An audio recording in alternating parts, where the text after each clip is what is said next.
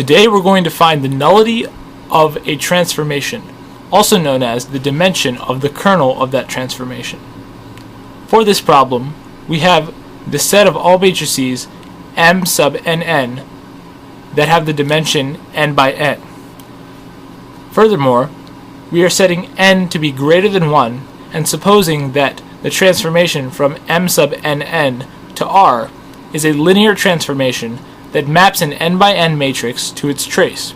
That is, the transformation of the matrix A is equal to the trace of A, as shown here. Our goal is to find the nullity of this transformation. So let's get started.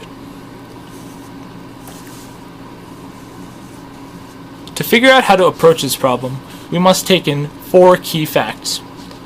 First, we must understand that our matrix will always be a square matrix that is n by n. So its elements will span from A sub 1 1 to A sub nn.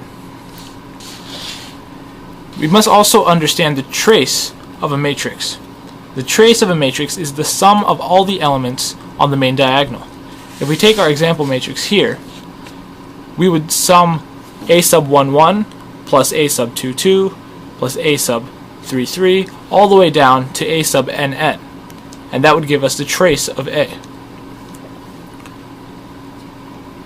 Third, we must understand that the null space is when A times the vector x is equal to 0, and the null space is all vectors in x such that this equation holds true.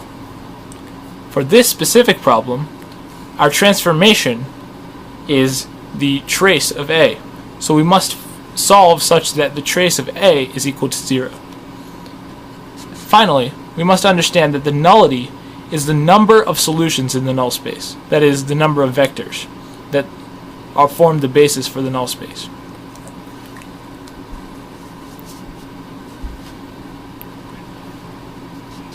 Let's start by realizing that the column space is composed of the number of pivotal columns, and the null space is the unpivoted columns.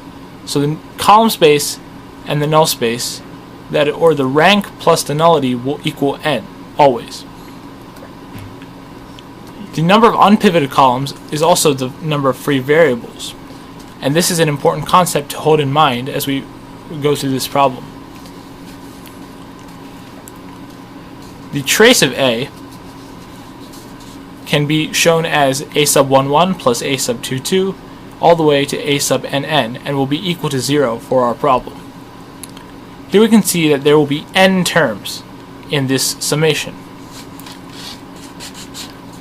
If we take the example of a 4 by 4 matrix, we can set the first 3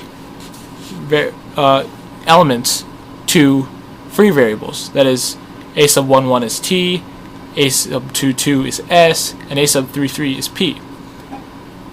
But if we want the trace to sum to 0, the fourth variable, or the fourth element, cannot be a free variable.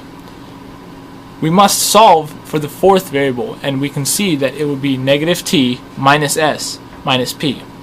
So if we take the trace of this matrix, that is, sum these elements shown here, we would find that our summation would be t minus t plus s minus s plus p minus p, which sums to 0 and fulfills the condition we'd set for finding the nullity.